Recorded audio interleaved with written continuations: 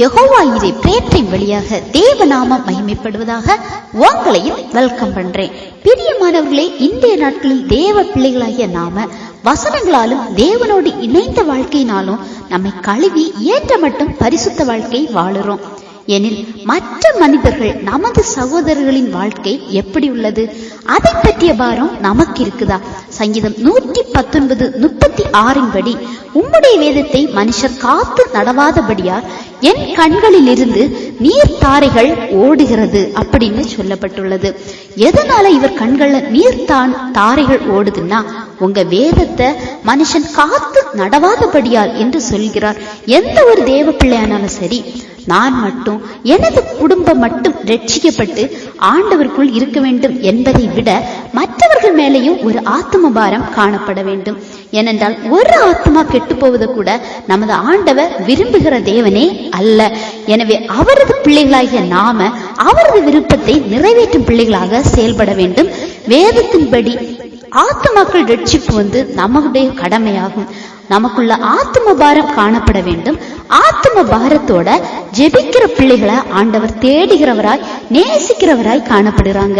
எசேக்கியேல் 9:4 பார்க்கும்போது, கடைசி காலத்தில் செய்யப்படுகிறவைகளில் பார்க்கும் போது நகரம் எங்கும் போய் அங்கே செய்யப்படும் அருவருப்புகளின் நிமித்தம் பெருமூச்சு விட்டு அழுகிற மனுஷரின் நெத்தியில் அடையாளம் போடவும் மற்றவர்களை வெட்டவும் கட்டளை இடப்படுகிறது. அடையாளம் போடப்பட்ட ஒருவனையும் கிட்டாதிருங்கள், அது மட்டுமல்ல, அது என் பரிசுத்த ஸ்தலத்திலிருந்து துவங்குங்கள் என்றும் அடுத்ததாக சபையின் மூப்பரிடத்தில் துவக்கம் பண்ணினார்கள் என்று பார்க்கிறோம்.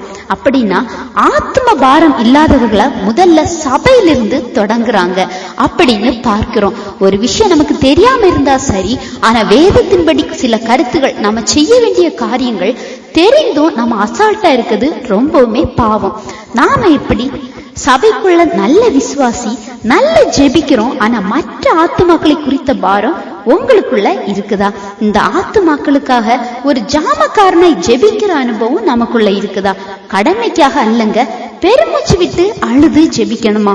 நமது கண்களுக்கு முன்பாக எத்தனை ஆத்துமாக்கள் இன்னைக்கும் ரட்சிக்கப்படாம, வசனத்தினால தொடப்படாம, வசனங்கள் அறிந்தும் தவறு செய்தும் அறியாமலும் எத்தனை பேர் இருக்காங்க? நாம பெற்ற நன்மைகளை, நாம பெற்ற ரட்சிப்பை, நாம ருசி பார்த்த அவரது அன்பை எதுக்காக மறைத்து வைக்கணும்? சுவிசேஷம் அறிவிக்க முடியாத நிலைனா ஜெபத்தினால நீங்க தாங்கலாம். உங்க இந்த ஜெபம் கூட அநேக ஆத்துமாக்களை தொடும். ஆத்துமாக்களுக்காக ஜெபிக்கிற பிள்ளைங்களா மாறுங்க. கடமைக்காக அல்ல, பெருமூச்சு விட்டு ஆத்தும பாரத்தோடு ஜெபிக்கிற ஜாமக்காரர்களா மாறுங்க.